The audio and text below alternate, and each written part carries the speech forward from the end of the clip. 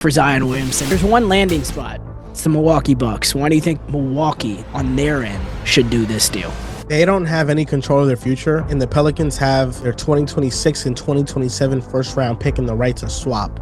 Which means if you trade Giannis to the Pelicans, you get your 2026 and 2027 picks, full ownership back to them. The other team that has their picks is the... Let's get it. Welcome back to another edition of the Hampton Show. Joel, how are we feeling today? I'm feeling great. Feeling a little bit torn. I love that the Timberwolves advanced and they won. The better team won. There's no doubt about that. For sure. Today, we're closing out the first round of the NBA playoffs, and we're ranking the top 5 most likely stars to leave this summer. But I want to start with exactly where you started, bro. The Lakers got eliminated in 5 games. Ironically, it was Timberwolves in 5. Joel, what was your reaction to this series, and what does LA need to do this offseason to actually contend with LeBron and Luka? My biggest reactions to this series is that Minnesota proved everybody wrong. Anthony Edwards solidified himself as a top 5 player in the league. Even though he had a bad closeout game from a scoring perspective, he finished with 15, 11, and 8. He had 0 turnovers on the night, so he still made a very positive impact. Everybody was wrong about Julius Randle. Julius Randle had a really great playoff series, and I was predicting that he was going to play really well because I believe in Julius Randle because I'm a Knicks fan and I knew that this moment was eventually going to come. Oh, Jack, by the way, I remember you said Rudy Gobert was going to get played off the floor, and then he had a 20-point double-double, 20-plus rebounds, 20-plus points. He dominated the closeout game. What about Jaden McDaniels taking that offensive leap and doing what he does? You didn't say Overall, that. Minnesota proved that they were the better team. They had the better depth. And the Lakers in the clutch, really bad. They were 0 for 3 in clutch games, and that's where I thought they had the advantage, and they weren't good in the fourth quarter. And then what the Lakers do next is easy. They got to get a center.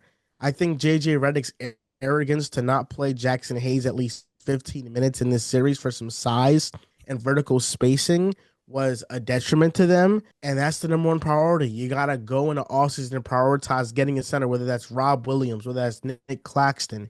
You got to get a defensive-minded big who can catch lobs, dunk the ball, and put pressure on the rim because it made the Lakers' offense very one-dimensional. Yeah, there's a lot of places I want to start. First off, I want to congratulate you. Yes, I doubted the Timberwolves. You're right about certain things, but Rudy Gobert being phenomenal in Game 5 is something I cannot argue with. I said he was going to be unplayable in the series. I was dead wrong about. But can we stop acting like he had some superstar-like performance? He didn't make one shot outside of 2 feet of the basket. I beg you to look up his shot chart. They were dump-offs. He was also rebounding over 6'6" and 6'9" guys who were people who were half a foot shorter than he is. What I want to give him credit for is not a superstar-like performance. I want to give him credit for simple things. Catching the basketball.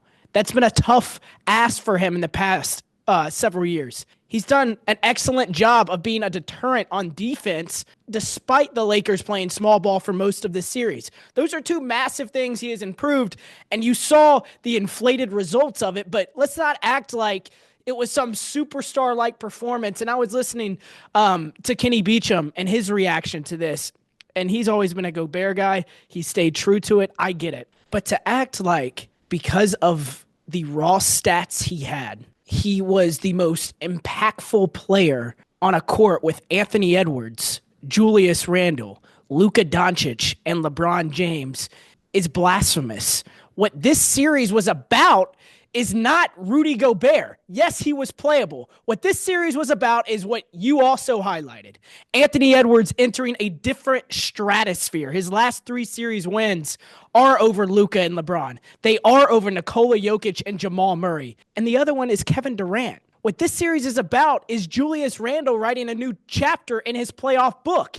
And you said Knicks fans are like, because you were a Knicks fan, you saw this coming. I think if you poll Knicks fans, you're the one in New York. I think if you poll them, they didn't see this coming. Just like I didn't see this coming. This series is about Julius Randle and Anthony Edwards. It's really that simple. He guarded LeBron James and still dropped 23 5-4. What this series is about is Minnesota potentially making a conference finals run in back-to-back seasons. I counted them out. It was a massive mistake, just like you told me.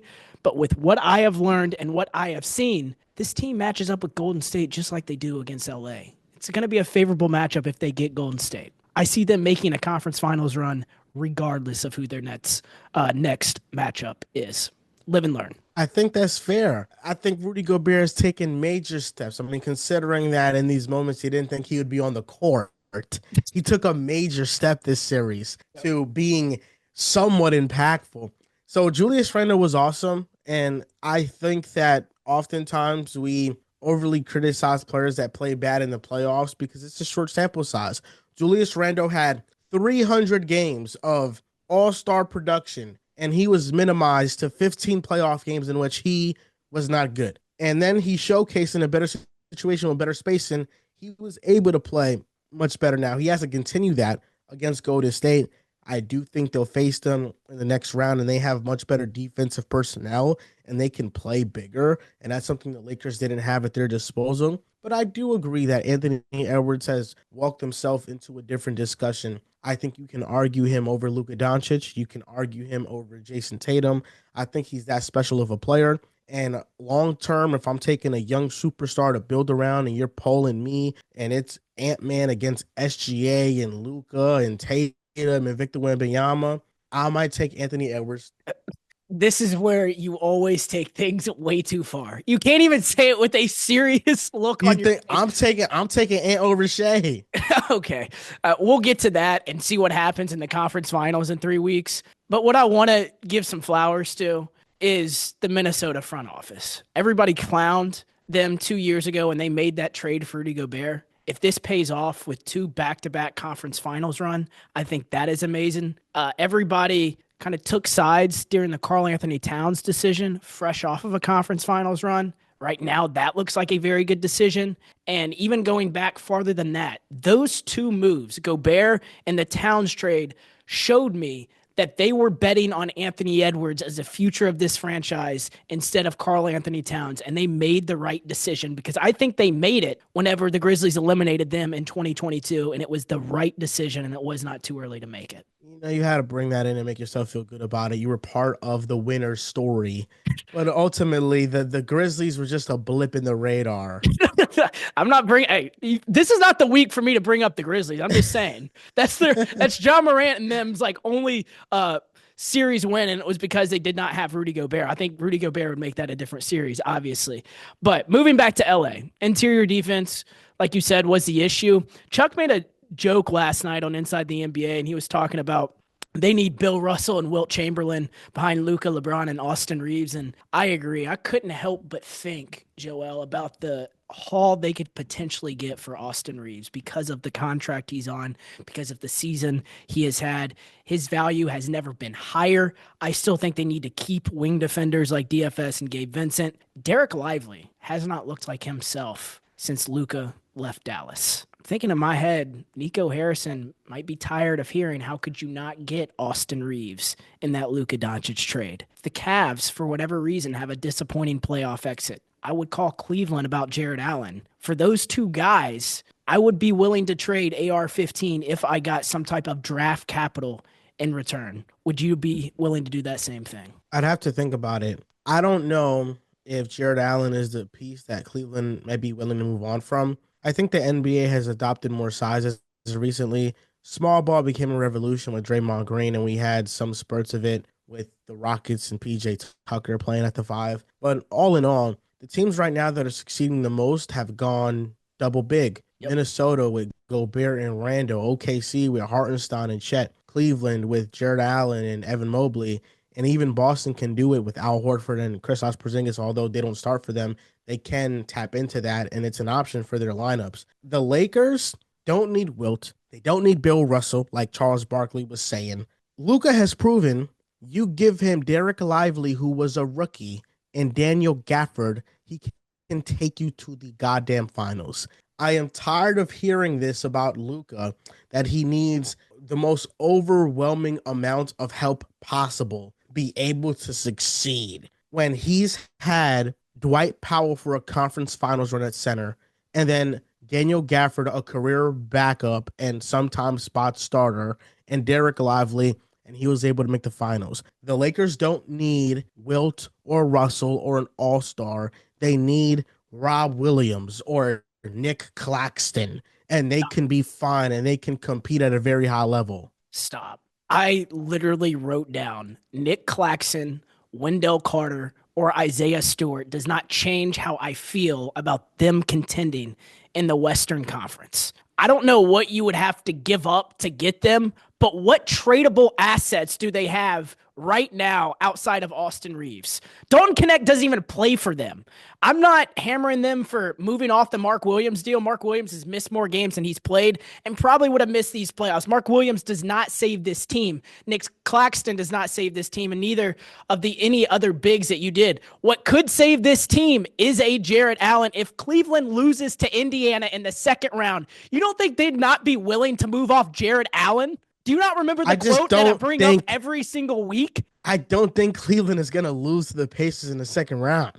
We'll get to that later. So maybe I'm getting an early prediction from you, but Jarrett Allen, yes, in an ideal world, he's better than those two players. But it is the most unrealistic thing to get him on the team as he's a borderline all-star player. Rob Will is making $8 million a year, and he's a role player. Rob Will doesn't play. Yes, he does. He just played this year. And the Jarrett Allen thing is fine. Whatever. You take Cleveland. What about Miles Turner? I like Miles Turner, but he doesn't rebound. And his defense is good, but it's not changing anything at a drastic level. To me, it is Miles Turner, and then you pair him with a cheaper big that we're talking about, Isaiah Stewart. Name whoever you want to name, Wendell Carter. The Lakers are in a tough position for how they're going to build around Luka because they have to manage the LeBron James aspect of it all. Yep. And you don't know when he's going to retire. I think that's the toughest thing is that your best asset is Austin Reaves that's young, but their other best asset is LeBron James. And I don't know if they're going to be able to trade him at all and get anything back for him. And once he retires, you lose him. You lose a top 10 player for nothing. And then you got to fill that gap. I think the Lakers are in a bad position, and I think Luka should be very careful about committing long-term to this team because he should make himself available as a free agent, and he should go to another team and another destination that is more ready to compete at a high level. This team's not in a bad position. They have Luka and LeBron Absolutely on the same team. LeBron, by the way, they're not trading LeBron James. They have Austin Reaves, a guy on a breakout year on the best contract in the NBA as a trade asset. That's not a bad position to be in. Austin Reaves, if you lose him, you're gaining a player, but you're losing a really good one in Reaves. It's kind of there's no move that you can trade Reaves for where you don't become pretty much the same team. And what's going to happen when LeBron retires in a year and then Luka doesn't have a backcourt mate? He doesn't have Reaves anymore. Can Austin Reaves be the second best player on a championship team? No, he can't.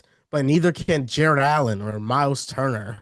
I think LeBron James can still be that. That's the difference. Possibly, but he might retire a year from now. And you're banking on going all in into this LeBron James 1 year window when that move doesn't put them over the top either. They don't have the depth. Bro, it's not even a player for player thing with Austin Reaves. It's make the money match however you want to do that. But if Mikal Bridges is going for 5 first-round picks, I think AR is at least going for 3 to 4. And then it's flipping those in the future. It's making a move to make a move. Austin Reaves, as great as he's been this year, he has been phenomenal. He does not fit in this picture with Luka and LeBron. The Lakers are keeping Luka, obviously, and they're not trading LeBron James. That's one thing they will not do. They could have did it with Kobe Bryant when he was getting older, but they chose not to. And LeBron James is a lot better than that version of Kobe Bryant. I don't see any move that the Lakers can make from now until next NBA trade deadline that would make me take them seriously as contenders. We said this with whenever Anthony Davis was on the team, we said this. And they traded for Luka fucking Doncic. And they're not contenders. I know, but there is a move that can be made. I'm not going to give Rob Pelinka credit for Nico Harrison making the worst trade in NBA history. He didn't negotiate with any other team, Jack. It was only the Lakers. Only the Lakers got a chance to bid for Luka You're Doncic. not going to give credit to Rob Pelinka No, for no, having that friendship and exploiting it to legitimately change a franchise. no, because I don't think he's a good GM, and I think he's gonna fail. No other GM could have made that trade. It's because Rob Pelinka was a former agent. It's because he manipulated his friend to make that trade. There's a reason that Luka is a Laker. It's because of who Rob Pelinka knows and how he was able to manipulate Nico Harrison to not negotiate with anyone else. And not only that, to manipulate him to be like, hey, Anthony Davis, Luka Doncic, because of those conditioning issues, I can't give you Austin Reaves. I can't do that. That is a good GM, and that is a great GM.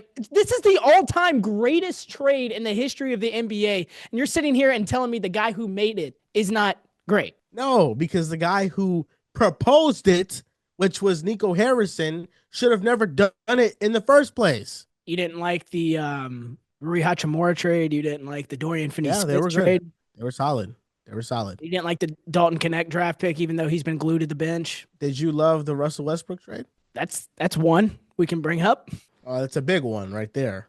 Do you love how he was able to move off of that somehow and completely rebuild this team? That is a crippling bad move, and he was still able to get this team to where they are. Got lucky. Okay. I think the Lakers have so many moves they can make. We'll just agree to disagree. Let's talk about another team that's been eliminated, the Milwaukee Bucks. We will talk about the Giannis trade stuff a little bit later, but the reason I thought they would at least compete in this series, make it a little bit farther than everybody else, is because of him. Joel, since Giannis won the NBA Finals in 2021, how many playoff series do you think he's won? He's won one playoff series. Against the Chicago Bulls. So my question to you is, do we need to start, or do I need to start rethinking how we view him in the postseason? You were already there, but does the NBA media as a whole need to start thinking how we view him in the postseason, or is this just some type of dry spell in the middle of his prime? If he had played up and down, inconsistent against Indiana, I think it'd be a conversation, but there was nothing more that he could do. He played as good as a player could play. The Bucks team clearly failed him. Doc Rivers didn't play the best five until the very last game of the series. They blew a 7-point lead in overtime with 40 seconds left in overtime. He did all he could do. Now, if this was after the Heat series where while he was hurt and did average great stats in every fourth quarter, he was awful in those fourth quarters, I think that's a different story. But in this series, he was otherworldly. Yep. He had some moments where maybe you can nitpick him for, like Halliburton getting the game winner on him. You can nitpick Giannis for those moments, but there's nothing more the Bucks could have done. I thought Giannis played as well as you could play. He dominated on offense. He was there on defense for the most part. Indiana was just a much better team. While the Bucks had Giannis, every other player, if you were to poll the top 10 players in this series, Giannis would be one. And the next 9 players, because of Dame's injury, would have been Pacers players. That's how much better the Pacers are than the Bucks. It's just one man against 10 rotation players and great players, and they just had no chance. I completely agree with you. Let's talk about that Pacers team now. They will face the Cleveland Cavaliers in the next round. I think this is going to be an amazing series either way. It's a nightmare matchup for Cleveland. Cleveland's the number one scoring team in the NBA, and Indiana for the last 2 seasons now has shown that they can score with anybody. The difference between Indiana this year and last year is their defense. This Pacers team is in the top half of the NBA in defense, and they were in the 20s last year. I'm taking Indiana in 7. I respect the boldness of the prediction. I think the Cavaliers have been far too historic for me to bet against them. Yep. They had one of the best point margins in NBA history in a playoff series against the Miami Heat. They blew them out the water. It was not even close. And while I do think the Pacers have some good advantages, I think on offense, it's going to be really hard for Cleveland to guard them. They're going to space them out. They're going to probably force them to go smaller with Evan Mobley at the 5 lineups. And you can pick on Garland. You can pick on Donovan Mitchell. That can happen. And I'm expecting Halliburton to have a fantastic series and those role players to step up. But the Cavaliers are just too good. Since January 1st, their defensive rating has been 15th, which has been average. But I think they kicked it up a gear in the playoffs. Granted, they faced the Heat. But their offense, like you said, it's been number 1 in the NBA. And I think they play with so much fluidity. And as much as Cleveland might have some question marks on defense with their guards, they have Evan Mobley. They have Jared Allen. They have some elite anchors. Indiana doesn't have that. Indiana doesn't have somebody I think can stay one on one with Donovan Mitchell or Darius Garland or a paint presence that can make Evan Mobley struggle. I think if the Cavaliers play at their best, it should be Cavs in six. I think it's going to be a very close and competitive series, and I do give the Pacers a shot, but I don't think it goes seven. I think the Cavs win it. Fatigue, we talked about last week, I think has a big factor in this series. Cleveland, yes, swept their first round opponent. Indiana took care of their opponent in five, but Cleveland has been playing at the highest possible capacity and level since October. Pacers had some early season injuries. You saw what they've done in the calendar year of 2025, but it felt like in the last half of the season, Cleveland was bored. And there is something to be said when you go on multiple 15-game winning streaks and the pressure you have night to night from October to April. And I think that plays a factor. Indiana, to me, is one of two teams that can score with Cleveland in the Eastern Conference. Boston and Indiana are those only two teams. If you ask Celtic fans right now who they would rather face, the Knicks or the Pacers, they would tell you the Knicks. It's because the Pacers have something to prove. They heard all of the offseason noise about the fluke run they had to the conference finals. Cleveland, I will believe it when I see it with Donovan Mitchell. He has been a fantastic playoff performer, but I have not been able to see him in a conference finals. And now I know in this era of the NBA from 2018 to 2024, there's been 6 different champions. It's, been seeing something new every single year, but I just like the matchup for Indiana. There's been a lot of ragging on me, and deservedly so, with my Bucks prediction, and also earlier in the podcast with Lakers in 5 and all that. I haven't heard you bring up James Harden or the Clippers at all recently. I thought about texting you just to check your pulse on that, but just wanted to see how everything was going with that and watching that series. I still have some hope. This series has given me more hope than the Bucks could have given the Pacers for you, or the Lakers, the Wolves with you. But I don't feel that great about it because James Harden has turned into a pumpkin in the playoffs again. And that's the biggest reason why I think that they're not winning these games. And Kawhi Leonard, outside of game 2, hasn't had an elite performance. You're just not going to beat Denver playing like that. And I do think Denver deserves a lot of credit for looking like a brand new team. Defensively, they've played with a newfound effort. Jamal Murray had his best playoff game since their finals run in 2023. To win a game where Nikola Jokic goes 4 for 13, I think is remarkable. It's a testament to the role players and all of them stepping up. And the Clippers right now just seem to have no answer. And they have really guarded the Harden pick and roll well, not allowing him any angles to the basket. And he has not been comfortable at all. And that's the risk with the Clippers. All the numbers pointed to them maybe being favored in this matchup. But the problem is that you think about Harden and his playoff struggles and how he doesn't live up to the moment. You think about Kawhi, and while he can have moments of brilliance, maybe a bit inconsistent, he doesn't get the same backlash for his inconsistencies as other star players in the league. The Clippers have a chance still, and I do think this series goes to 7, but I feel comfortable picking the Nuggets in 7. Yeah, Small Game James has lived up to that name, and I understand that we're recording this before we see Game 6, so there is a very realistic possibility we're seeing a Game 7 in this series. I think of it from the Denver side too. If they have 2-3-2 leads and they lose Game 6 and have Game 7 back at home, just like Minnesota last year, and blow that game, that's going to be a whole nother conversation. This has been a great series.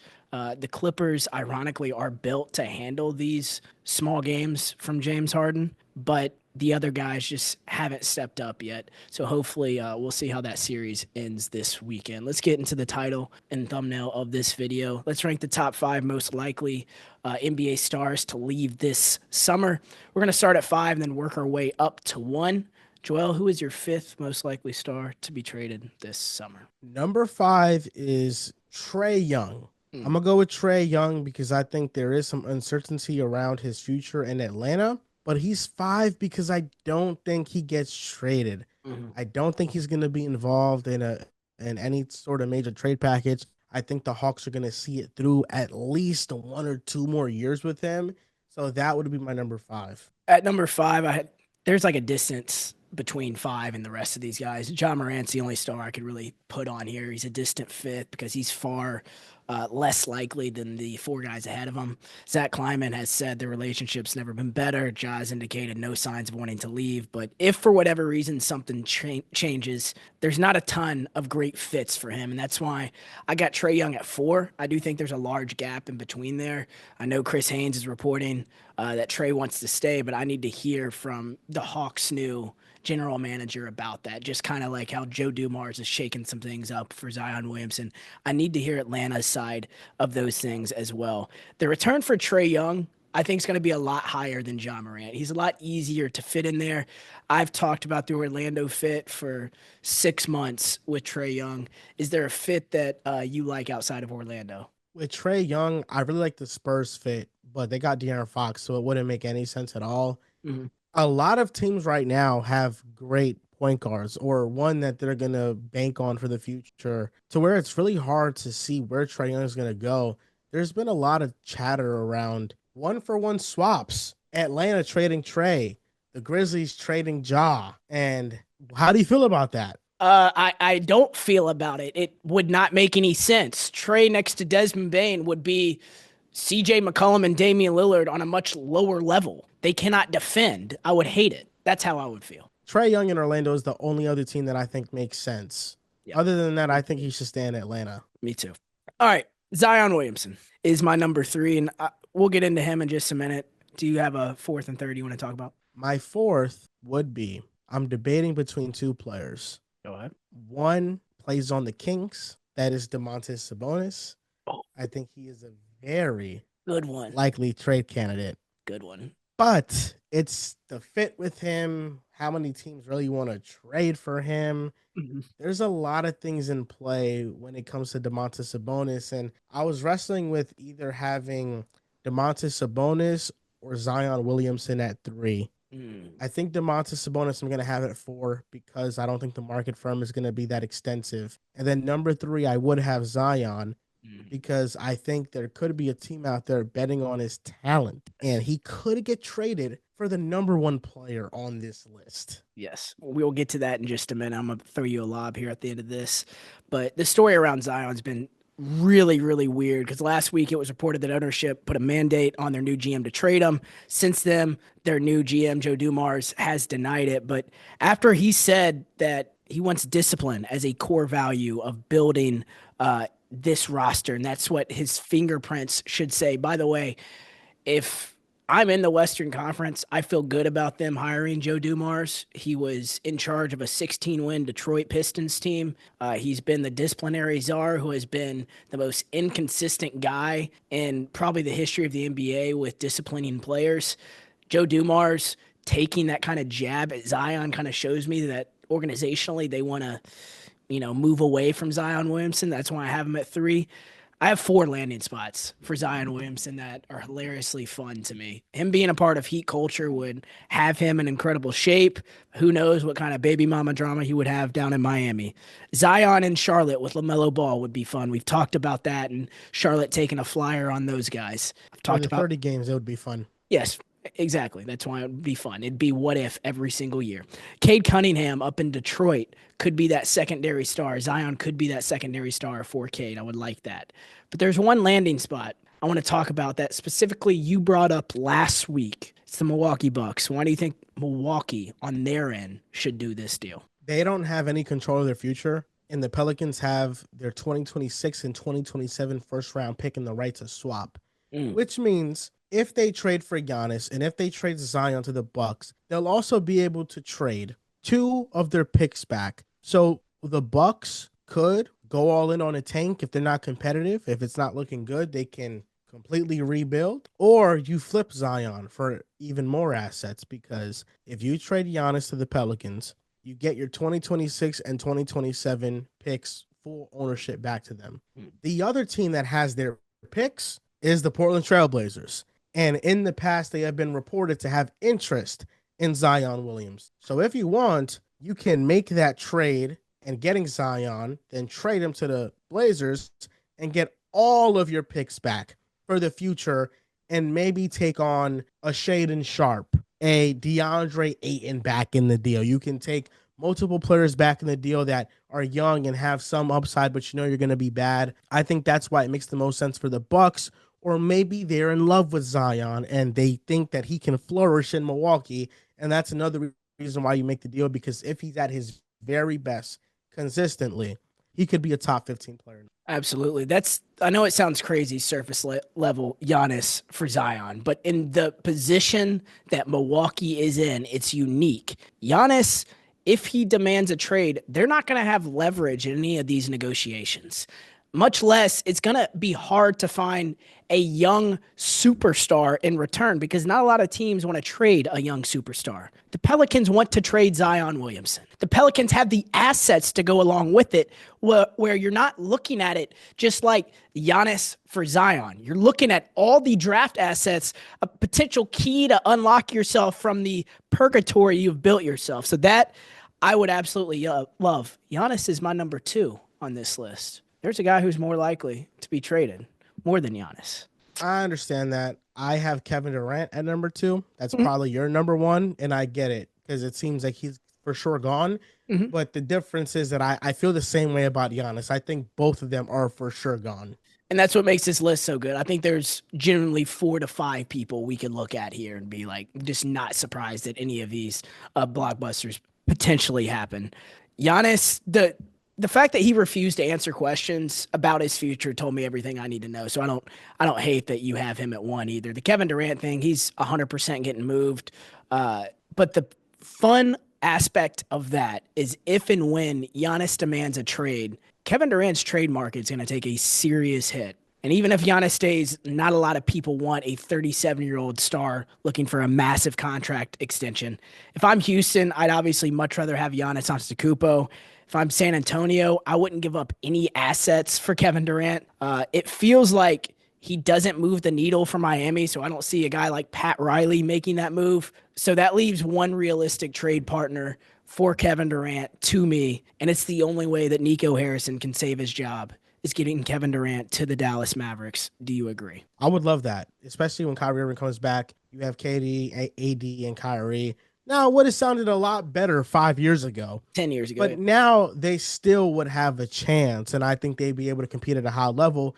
The problem with Kevin Durant trades, and this is what a lot of teams are going to run into, even more so with the Dallas Mavericks, because they don't have a ton of resources for the future, is they're going to have to trade a ton of their players to match the salary. Yep. PJ Washington is gone. Klay Thompson is gone. Daniel Gafford might have to be gone as well. You're ripping away 3 to 4 very valuable key pieces on the team to get KD. And we've seen in the past when you're top heavy, you have that one injury, you can fall in the standings, you can get in the play-in, and you're going to be banking on KD and AD, 2 players who have a tendency of getting hurt, and then Kyrie, who's not going to play a game until December or January. There's a lot with the Mavericks that you have to project, and I'm not the biggest fan of them gutting their roster to do that. And that's the fun in this conversation, because if it's not Dallas, who is it going to be? I mean, I just walked through Houston, San Antonio, and Miami. Phoenix may not have an option. They may be pulling Devin Booker aside, and that's a conversation because Bradley Beal has that no trade clause. And I would be shocked if Kevin Durant just has a change of heart and is like, yeah, let's run back me, Beal, and Booker. Because unless Phoenix has a partner with Dallas, they have to look at Devin Booker. That is the issue here. I would try to trade KD to the Rockets. I would try to get my 2025 first-round pick back. That could be a top 10 pick. If I'm Houston, though, I'm looking at Giannis. Like, this isn't even a conversation. I understand they have interest in Kevin Durant, but Giannis demanding a trade changes everything. For sure. And if they go get Giannis, then they're not going to get KD, obviously. But I think that maybe if they don't get Giannis, they're going to quickly pivot to Kevin Durant. And I do believe that if you do a sign and trade with Fred VanVleet and Cam Whitmore going to the Suns for KD, and you add in the 2025 first-round pick, and if I'm the Suns, I also ask for that 2027 first-round pick. So 2 of my first-round picks back Fred VanVleet, who kind of has been a negative player, although he's had some good moments, but he's been a negative player for them all season long. And Cam Whitmore, a player who does not play in their rotation, I think that's more than fair. And then the Suns will now have a point guard and Fred VanVleet who could defend, who brings sort of culture to the team. Cam Whitmore, a young forward, and then a top 10 pick in the draft, and then their pick back in 2 years. So it's not a great roster around Devin Booker, but the Suns are kind of messed up anyway because of the Bradley Beal contract. There's really nothing they could do outside of trading Kevin Durant, and they have to build this team through rebuilds and through good draft picks. And whenever I'm thinking about the Kevin Durant thing too, I think a sneaky team in all of this, you can throw them in for the Giannis stuff too, is going to be the Grizzlies. I sat there and watched Zach Kleiman's 26-minute press conference, and he said, we're going to have an open mind going into this summer. And then he obviously reiterated their marriage to Ja Morant. But if Ja Morant is what it takes to get Giannis Antetokounmpo, I think they do it. If Ja Morant is what it takes to get Kevin Durant, I don't think they do it. But if the Suns don't have a lot of options, I think the Grizzlies could be a potential partner in that Kevin Durant sweepstakes. If Memphis can find the balls to pull a trigger on Giannis, I think they do it as well. So I think that's going to be a sleeper team throughout it. I think so too. Memphis is going to be a major player in it. It's just about how aggressive they are willing to get. And if something happens, if the player says, I want to go there. Mm-hmm. It's interesting because he also said, and you've kind of told me something to this nature before. He had said we're not a veteran wing away from an NBA title. And I understand that. He's right. But in the market you're in this era of the NBA, you just need to be able to compete in the playoffs. Nobody saw Minnesota doing what they did last year or this year. Nobody saw the Nuggets doing what they did whenever they did it. Same with, some people could have called the Milwaukee Bucks thing, but like in this era, you just need to get in and compete. Yes, they're not a veteran wing away from winning a championship, but they could be a veteran wing away from actually competing in the NBA playoffs, which they did not do this year. That's why it angered me so much, because their logic now, the Grizzlies' logic up to this point has been overly conservative, and I get it. But now it's the pendulum swinging the complete opposite way. So we blame the coach. We're starting to blame the star players. Desmond Bane's probably going to be the one who's moved. But now, where do you go next? This has been the crux of the Grizzlies' issue. And it's why I asked Tim McMahon last week. It's like, what is the view on Zach Kleiman? Because, yes, he did hit Brandon Clark. He did hit Desmond Bane and Jalen Wells, but he also missed on the Marcus Smart trade, drafting 6 small forwards who have not worked out. Zaire Williams, Jake LaRavia, David Roddy, Kennedy Chandler, if I want to mention second-round picks. There has been ultimate mistakes, Justice Winslow trade early in Ja Morant's career, that have crippled this team, and I don't understand why the logic is we're not a veteran wing away from winning a championship when you're not even competing. And I think you are a veteran wing away from competing at a very high level. Me too. You can never guarantee a championship, but yeah, Mikal Bridges obviously wasn't the right answer. I think the Knicks are figuring that out in real time. But you have made yourself a player for Kevin Durant and potentially Giannis, and I don't think it will take Ja Morant. I think a Jaren Jackson Jr. for Giannis swap makes a lot of sense with picks and some young players. And then you have Ja, Bane, and Giannis. I think that makes a lot of sense. Yeah, it'd be interesting to see. I think Milwaukee's going to have a lot of options. And I think in having a lot of options for Giannis Antetokounmpo, you have to come to the table with 2 of those 3 guys. I think that's how I view a Giannis thing. And they'd be able to pick out from the best available trade package. So the Bucks right here, they're going to set themselves up for a good future if they make the right decision on the trade package. Absolutely. Joel, appreciate you taking the time this week. This is always a fun time of year. We're seeing stars ascend into different atmospheres like we are with Anthony Edwards, and we're also kind of starting to get a peek into the future on what these teams might do this summer. Hope you have a great weekend and enjoy the final weekend of the first round, brother. Thank you. I appreciate it. You too.